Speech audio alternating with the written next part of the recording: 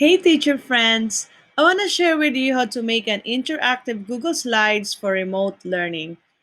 Here's a sample activity on plate tectonics.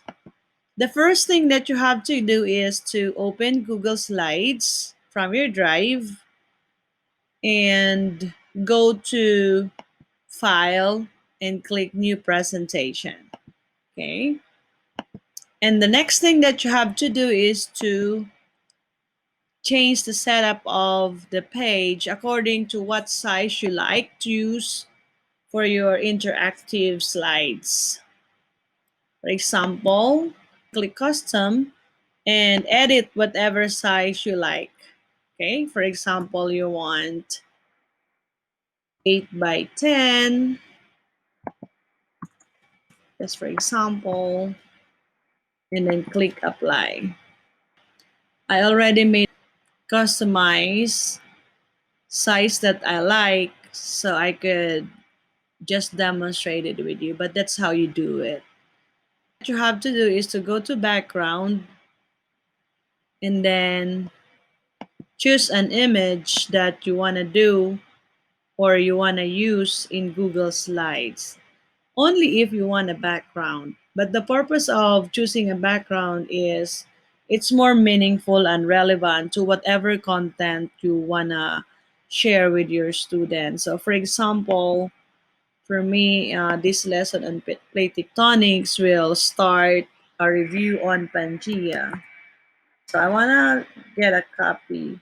So I want to get a background that is Pangea related. And then I'll choose this one. So I'll click that image and click insert and then done. And then it will be the background of the sheet. Now you can modify this according to what you like. Okay. So after that, you're now ready to integrate the activities that you want your students to do. For example, for me, I started with a YouTube video on Pangea, and then I want my students to write evidence that the present continents were once joined together. The next slide is my input, which is evidence of continental drift. So this is like pointing out salient facts about what they just did.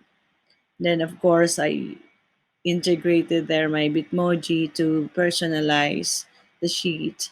And the next activity is literacy. They have to read this article on continental drift theory. And then to check the reading comprehension, I put here questions where they could also edit and type.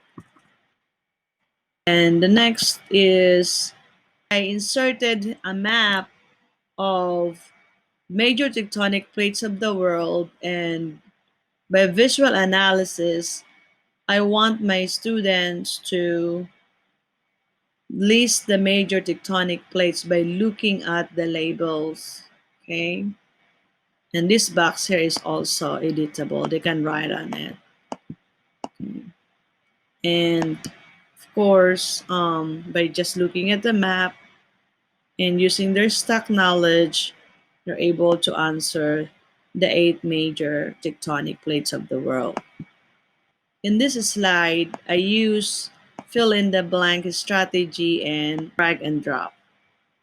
So they're going to label the cross section by dragging these words beside the right cross section number. For example, that's the mantle, so they can put it here. Okay. So here it is now. So after figuring out the labels we have here, this is the crust, mantle, asthenosphere, lithosphere, mantle, core, the outer core, which is liquid, and then the inner core, which is solid. In the next slide, I also integrated another video that they have to watch. And after watching the video, they have to explain convection in the asthenosphere. Okay. So here's a sample answer. Convection is the movement of liquid material that is heated from underneath, rises and cools on top.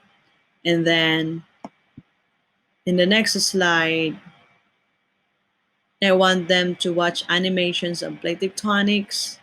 Of course, Pangea is still there as my background. And I went over the three kinds of plate boundaries in terms of the direction of motion. And then I highlighted the kinds of plate boundaries. And then I integrated another video on plate tectonic movement mechanisms. And then after that, they're going to explain their understanding of convection cycles, slab pull, and ridge push. And then here are the sample answers that I got.